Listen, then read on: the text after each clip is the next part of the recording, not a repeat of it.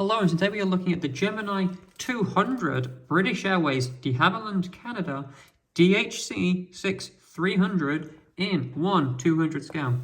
As you can see, this is part of the Gemini 200 series, which is their models in 1/200 scale. So this will be quite a bit bigger than the standard 1/400. And as you can see, it comes packaged in this nice presentation box. And I can say now, from the feel of it, it's a lot sturdier. So your model will be much more nicely protected in this thing. It's very, very sturdy. As you can see, comes with a little clip to open and close this particular model, so it's very nicely made. Now going back to the front, we can see it has the name of the airline on it, British Airways. Standard, the picture of the plane, identical to the one found inside. And the airline here, DHC-600. And as you can see, it's all written in this very nice gold font for Gemini stuff. As you can see, the picture on the back. And on the back, we've got info about what a Gemini jet is. Standard stuff, all in a very nice gold to show how premium the Gemini 200 series actually is. Now let's pop open the box. You see, opens a nice little click. You see, packaged very firmly in this nice foam. You see here, we have 3 pieces for a stand, which we will get onto shortly. And as you can see, packaged nicely in its own little bit of foam. There it is, the British Airways DHC-6-300 in 1/200 scale. Actually, this is a lovely, lovely little die-cast metal model. Absolutely wonderful. See, first thing you notice, this is a turboprop plane. You can see the nice turboprop propellers, and of course they move, which I absolutely love. That's a nice little attention to detail. You've got the propellers on these turboprop planes.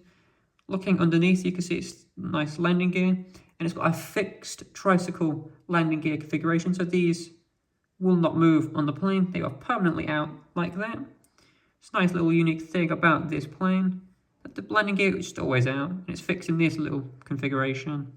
Looking at the wings, you can see they are mounted on the top of the plane, rather than like out of the body. Here on top, and they've got these nice little structural supports here and here on the other side.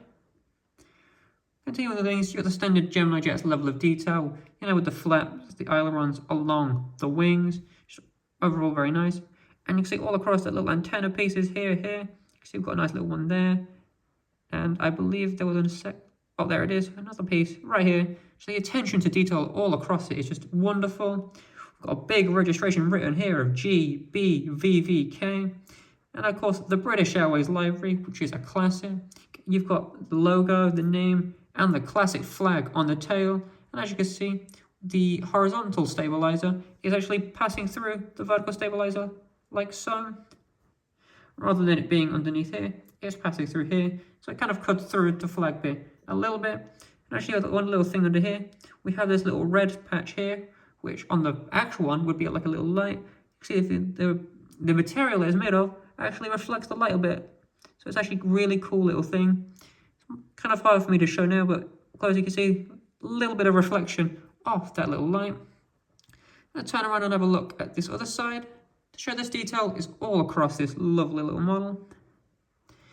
The attention to detail on these is wonderful. As you can see, little printing here, identical to what it would be. It's kind of hard to read because it's quite small, but the wonderful printing on it is just great.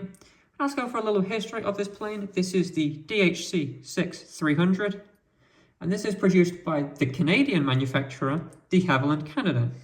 And it was designed as a short takeoff and landing utility aircraft. Now, short takeoff and landing, or STOL, just means it can take off and land on much shorter runways and stuff than like a larger airliner could.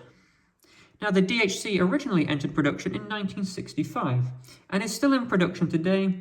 Now, this is the DHC-6-300 variant, and that began production in 1969, and production ended for those first 3 series, which is the 100, 200, and 300, in 1988.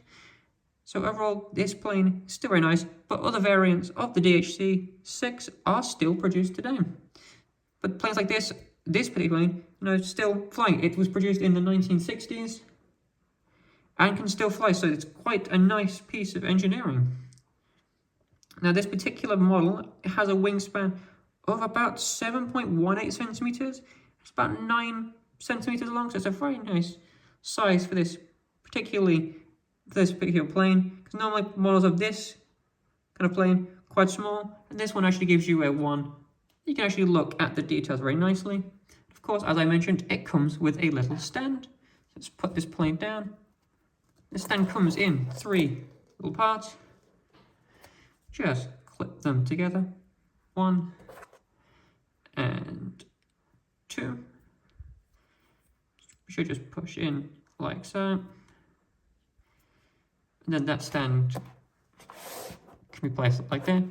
And then you just take your model. You see the little hole underneath. We look at the underneath the plane.